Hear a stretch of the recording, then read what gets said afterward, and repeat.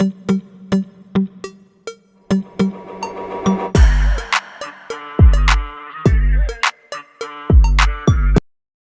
Everyone, कैसे हैं आप सब? आई होप आप सब बहुत अच्छे होंगे। आप देख रहे हैं अनु आई स्ट्रीम और मेरा नाम है अनु। और इस चैनल के माध्यम से आपको मैं डे बाय डे मोटिवेट करती हूँ, पढ़ाई के लिए मोटिवेट करती हूँ। मैं ये बताती हूँ आपको कि क्या हुआ, शादी हो गया या बच्चे हो गए तो आपके सपने टूट नहीं सकते हैं। अगर आप उसको टूटने ना दें तो अगर आप अपने आप से 100% हार्ड वर्क करने की हिम्मत रखते हैं तो आपके सपने कभी नहीं टूटेंगे। और मैं आपको ये भी बताती हूँ कि आपको कभी भी एक एग्ज़ाम पे डिपेंड नहीं रहना है। आपको जो भी एग्ज़ाम है आते हैं, जिसके लिए आप एलिजिबल होते हैं, जिसके लिए आपको लगता है कि आप उसको क्रैक कर सकते हैं, तो आप उसके लिए प्रिपेयर कीजिए, मैं ये मोटिवेट करती हूँ। तो जैसा कि आपको पता होगा कि अभी केवीएस का एग्ज़ाम डेट आ चुका है, सॉरी फॉर्म निकल चुका है। फॉर्म आपका 5 तारीख से होने वाला है, इसी मंथ तक होगा। तो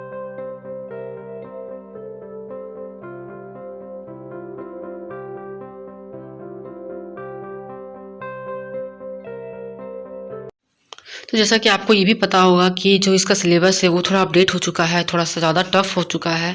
अब बहुत सारे चेंजेस हो चुके हैं, तो इसमें बहुत सारे कन्फ्यूजन आपके पास आ सकते हैं। आपको लग सकता है कि मैं कैसे उसको क्रैक करूँगी, कर पाऊँगी या नहीं कर पाऊँगी। तो आपके सामने एक एग्ज़ाम्पल है, मैं हूँ, क्योंकि आप मेरा जो भी लाइफ़ है वो आपके सामने है। मैं आपके लाइफ़ को नहीं देख रही हूँ, लेकिन आप मेरे लाइफ़ को देख रहे हैं कि मैं कैसे हर चीज़ को मैनेज करती हूँ और पढ़ाई के लिए भी फ़ोकस करती हूँ और आपको मोटिवेट भी करती हूँ। तो अगर चैनल पे पहली बार आए हैं तो चैनल को सब्सक्राइब करना बिल्कुल ही मत भूलिएगा, लाइक कीजिएगा और शेयर कीजिएगा। और यहाँ पे मैं एक बात और बोलूँगी कि अगर आप केवीएस की जर्नी में चल चुके हैं या चलना चाह रहे हैं, तो ये चैनल आपको बहुत हेल्प करने वाला है, तो चैनल से जुड़ जाइए, ताकि आपको आगे ये पछतावा ना हो कि आपको सही स्ट्रैटेजी नहीं मिली थी, आपको सही मोटिवेशन नहीं मिला था।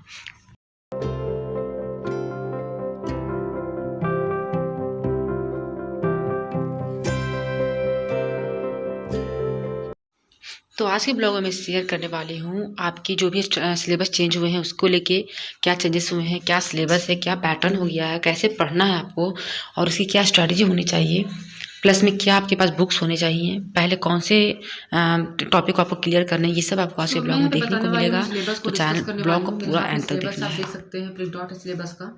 और अगर आप भी प्रिपेयर कर रहे हैं या करने की सोच रहे हैं तो सबसे पहले सिलेबस अपने पास रखिए, सिलेबस को स्टडी टेबल के पास रखिए। कोशिश कीजिए कि हाथ से लिख लीजिए अगर आपके पास टाइम है। मेरे पास टाइम की कमी थी तो मैं इसको प्रिंट आउट निकाल चुकी हूँ। और इससे क्या होता है कि आपको पता चलता है कि क्या पढ़ना है, कितना पढ़ना है, या पहले किसको आपको कवर करना है, किसका वेटेज ज़्यादा है। इससे ये एक आपको आइडिया मिल जाता है। तो सिलेबस इज मोस्ट इम्पॉर्टेंट, ठीक है। उसके बाद आप कुछ भी, उसके बाद ही तो आप सोचिएगा कि आपको कैसे पढ़ना है, कहाँ से रिसोर्सेज लेना है। तो ये वीडियो बहुत ही हेल्पफुल होने वाली है। तो चैनल पहली बार आया है तो चैनल को सब्सक्राइब करना बिल्कुल मत भूलिएगा, और वीडियो पसंद आए तो लाइक करना बिल्कुल मत भूलिएगा, और शेयर भी कीजिएगा और कमेंट भी करना है, ठीक है। तो हम लोग यहाँ पे देखेंगे कि आप कल ही निकला है इसका सिलेबस, ठीक है। जो अपडेटेड सिलेबस है वो कल ही निकला है। तो सिलेबस को अच्छे से समझ लीजिए। यहाँ पे दिया है कि आपका जो रिटन एग्जाम होगा वो 180 मार्क्स का होगा, ठीक है। 180 मार्क्स का होगा, ऑब्जेक्टिव टाइप ही होगा, ऐसा नहीं कि आपको वहाँ पे लिखना पड़ेगा, ठीक है। ऑब्जेक्टिव टाइप का आपका होगा, मतलब चॉइस करना होगा। जो भी आपका सब्जेक्ट, जो भी आपका सही आंसर होगा वो आपका आंसर होगा, ठीक है। अब क्या है कि जो हर क्वेश्चन है वो 1 मार्क कैरी करेगा, मतलब 1 नंबर का होगा, ठीक है। यहाँ तो समझ गए। अब क्या है कि जो टाइम का ड्यूरेशन दिया रहेगा एग्जाम, मतलब कितने घंटे का एग्जाम होगा, तो 180 मार्क्स मिनट का ही होगा, ठीक है। तो समझ सकते हैं कितना टफ कर दिया गया है।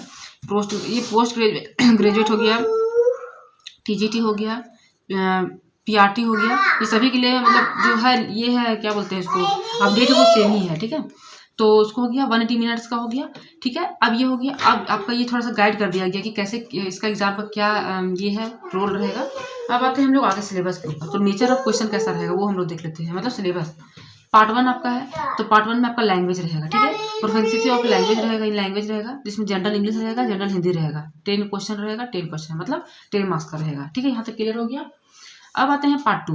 पार्ट 2 में है जनरल अवेयरनेस, मतलब जीए, रीजनिंग और कंप्यूटर मार्क्स, ठीक है। तो जीए मतलब है कि जनरल अवेयरनेस आपको पढ़ना है, प्लस आपको करंट अफेयर ही पढ़ना है इसमें, ठीक है। तो थोड़ा सा बहुत ज़्यादा टफ हो जाता है। जनरल अवेयरनेस और करंट अफेयर आपका 10 मार्क्स का रहेगा। रीजनिंग एबिलिटी 5 मार्क्स का रहेगा। कंप्यूटर लिटरेसी 5 मार्क्स का रहेगा, ठीक है। यहाँ पे आपको समझ में आ गया अच्छे से, मतलब 5 क्वेश्चन रहेगा और वही मार्क्स रहेगा आपका, ठीक है। अब आते हैं पार्ट 3 में। तो क्या है, perspective on education and leadership. ये था यहाँ पे, क्या था यहाँ पे आपका, यहाँ पे पैडागोजी था आपको पढ़ने का, ठीक है। यहाँ पे चेंज कर दिया, आपका एजुकेशन एंड लीडरशिप कर दिया है, तो ये बिल्कुल चेंज है। यही चेंज है, यही थोड़ा सा ये लग रहा है कि कैसे थोड़ा सा नहीं होगा, बट डरना नहीं है। अगर लिया स्टूडेंट है तो थोड़ा सा चैलेंज भी फेस करना ही होगा। तो ये हो गया आपका क्वेश्चन सिलेबस। अब आते हैं पार्ट 4 में। आपका सब्जेक्ट स्पेसिफिक रहेगा, जो भी आपका सब्जेक्ट रहा होगा, हिंदी, इंग्लिश, मैथ, साइंस, जो भी आपका सब्जेक्ट होगा उसके अनुसार यहाँ पे क्वेश्चन किया जाएगा, ठीक है। तो मैं इसको भी डिस्कस करूंगी आगे। और लेकिन और एक यहाँ पे क्या चेंज किया है सो आपको देखना है, ठीक है। यहाँ पे क्या है, डेमो टीचिंग रहेगा, ठीक है, और इंटरव्यू रहेगा। पहले क्या होता था कि पहले इंटरव्यू रहता था, अब क्या कर दिया, आपका डेमो ऐड कर दिया है। तो टफ बहुत एग्जाम हो गया है, तो इसको थोड़ा सा आपको अच्छे से प्रिपेयर करना होगा, ठीक है। इसको अच्छे से प्रिपेयर करना होगा। ये नहीं सोचेंगे कि चलो कोई दिक्कत नहीं, पढ़ेंगे जाके दे देंगे, बहुत टफ हो गया। अगर आप इस एग्जाम पे मतलब देना चाहते हैं तो अभी से प्रिपेयर करना स्टार्ट कर दीजिए। और मैं कोशिश कर रही हूँ कि आपको डे बाय डे बता रही हूँ कि कैसे करना है, ताकि आपको कोई दिक्कत ना हो। और मैं लेट भी नहीं कर रही हूँ वीडियो बनाने में, क्योंकि लेट नहीं करना चाहती हूँ, क्योंकि सबके पास टाइम का लिमिट होता है। अब देखिए, जैसे कि आपका सब्जेक्ट स्पेसिफिक है तो उसमें क्या आपको पढ़ना होगा, जैसे कि आपको आइडिया मिल जाएगा। बस सपोज दैट अगर आप इंग्लिश के हैं तो आपको आइडिया मिल जाएगा, और ये सबके साथ सेम है, ठीक है। यहाँ पे क्या है, क्लास 11th और 12th का आपको NCERT या CBSE की जो आता है बुक आता है उसके अनुसार से आपको पढ़ना होगा। प्लस में आपको जो आपका मास्टर डिग्री जैसे आप किए हैं जिस सब्जेक्ट से, उसका नॉलेज आपको पता होना चाहिए। सपोज दैट अगर आपका इंग्लिश है तो शेक्सपियर के बारे में, वर्ड्सवर्थ के बारे में, ब्रिटिश नॉवेल लिटरेचर के बारे में, लिटरेरी टर्म्स के बारे में, लिटरेरी ट्रेंड्स के बारे में, ये सब आपको फिगर ऑफ स्पीच के बारे में सब कुछ जानना होगा, ठीक है। और लेकिन आपको एग्जाम में जो आएगा वो आएगा क्लास 11 और 12th का CBSE और NCERT, इसमें टॉपिक्स दिए गए हैं, ठीक है। तो यहाँ तक आपको आई होप आपको समझ में आ गया होगा। अब हम लोग बात करते हैं। तो आपको समझ में आ गया है कि कैसे तैयारी करना है, कैसे सिलेबस करना है। सिलेबस थोड़ा सा टफ कर दिया है, थोड़ा नहीं बहुत टफ हो गया है। खासकर उनके लिए टफ है जिनके पास बच्चा है, शादीशुदा है, ससुराल में है, उनके लिए बहुत टफ हो गया है, क्योंकि आपको उतना टाइम निकालना बहुत मुश्किल हो जाता है। लेकिन फिर भी हम लोग कोशिश कर सकते हैं। ऐसा बात नहीं कि हम लोग छोड़ देंगे। अगर हम लोग के पास उतना नहीं है, उतना गाइडेंस नहीं है या उतना टाइम नहीं है, तो हम लोग छोड़ेंगे नहीं, हम लोग उसको करेंगे। क्योंकि हम लोग को कंपटीशन कम नहीं करना है, हम लोग को उसमें ये करना, ऐड ऑन करना है, अपने आप को पार्टिसिपेट करना है, कंपटीशन कम नहीं करना है। तो याद रखिएगा, ठीक है। अगर आप छोड़ देते हैं तो इससे कंपटीशन कम ही होने वाला है। लोग को लगेगा चलो कुछ तो कम हुआ, लेकिन ऐसा नहीं करना है। अदरवाइज डे बाय डे आपको पता चलता ही रहेगा। लेकिन अब मैं यहाँ पे एक स्ट्रैटेजी आपको बताती हूँ कि आपको शुरू कैसे करना है, ठीक है। क्योंकि मैं भी इसमें मास्टर नहीं हूँ, मैं भी एक एस्पिरेंट ही हूँ, तो मैं एक आइडिया से बता सकती हूँ कि आप कैसे पढ़ सकते हैं। तो यहाँ पे मैं बताती हूँ, जैसे कि यहाँ पे आपका है कि लैंग्वेज है, हिंदी इंग्लिश है, ठीक है। सेकंड पार्ट में आपका GA है, रीजनिंग है और कंप्यूटर है। थर्ड पार्ट में आपका है जो perspective on education and leadership का जो आएगा वो है। और फोर्थ में आपका सब्जेक्ट स्पेसिफिक है। तो सबसे पहले आपको प्रिपेयर करना है, लैंग्वेज पोर्शन को प्रिपेयर करना है, वो हिंदी या इंग्लिश, ठीक है। ये आपको प्रिपेयर करना है। तो अगर आप प्रिपेयर करना चाहते हैं, सबसे पहले इसको प्रिपेयर करके निश्चिंत हो जाइए। चाहे 10 दिन में कर लीजिए, चाहे 20 दिन में, चाहे 1 महीने में, इसको करके आप क्लियर हो जाइए। देखिए, लूसेंट भी पढ़ सकते हैं, या आप कोई भी बुक आपके पास होगा आप उससे पढ़ सकते हैं, ठीक है। उसी तरह इंग्लिश के लिए भी आप लूसेंट पढ़ सकते हैं, ठीक है। देख सकते हैं लूसेंट, इंग्लिश के लिए भी आप लूसेंट पढ़ सकते हैं, या कहीं से भी पढ़ सकते हैं। आपके पास कोई भी ग्रामर की बुक होगी तो आप पढ़ सकते हैं। अब आता है जनरल अवेयरनेस। थोड़ा सा आपको जनरल नॉलेज के बारे में नॉलेज होना चाहिए। फिर अगेन लूसेंट ही इंपॉर्टेंट है आपके लिए। लूसेंट को पढ़िए और 1 साल कम से कम करंट अफेयर को फॉलो कीजिए। आप विजन से कर सकते हैं, या कोई भी आप कोई भी मैगजीन से कर सकते हैं, इसमें ये नहीं है, आप कोई भी कर सकते हैं। लेकिन एटलीस्ट आपको 1 साल का पढ़ना ही चाहिए, ताकि आपको एग्जाम में कोई ये नहीं रहे कि आप वहाँ से नहीं पढ़े थे, ये नहीं पढ़े थे।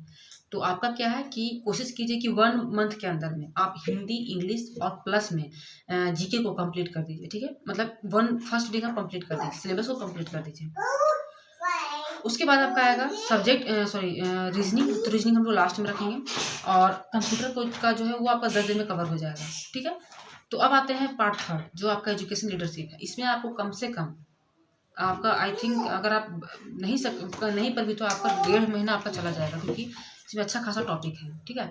तो पार्ट 3 मतलब कि एजुकेशन लीडरशिप और आपका जो सब्जेक्ट स्पेसिफिक है, ठीक है, वो दोनों को आपको साथ में लेकर चलना है। मतलब कि आप कर सकते हैं सुबह आप एजुकेशन एंड लीडरशिप पढ़ रहे हैं तो आपको शाम में अपना सब्जेक्ट पढ़ना है। इस तरह से कॉम्बिनेशन बना के चलना है। और प्लस में आपको क्या करना है कि जो आप हिंदी, इंग्लिश, कंप्यूटर पढ़ेंगे, जनरल अवेयरनेस पढ़ेंगे, उसको आप रिविजन करते जाएंगे।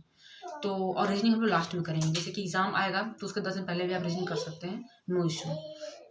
तो बताइएगा कि ये स्ट्रैटेजी कैसी लगी, और आप कितना मतलब इससे एग्री करते हैं, और मतलब इस वीडियो को देखने के बाद आपको लग रहा है कि नहीं आप क्लियर कर सकते हैं। तो ज़रूर कमेंट कीजिएगा, और सब्सक्राइब करना बिल्कुल ही मत भूलिएगा। मिलूंगी ऐसी और वीडियो के साथ। तब तक के लिए बाय। अच्छे से रहिए, पढ़ाई करते रहिए और पॉजिटिविटी के साथ रहिए।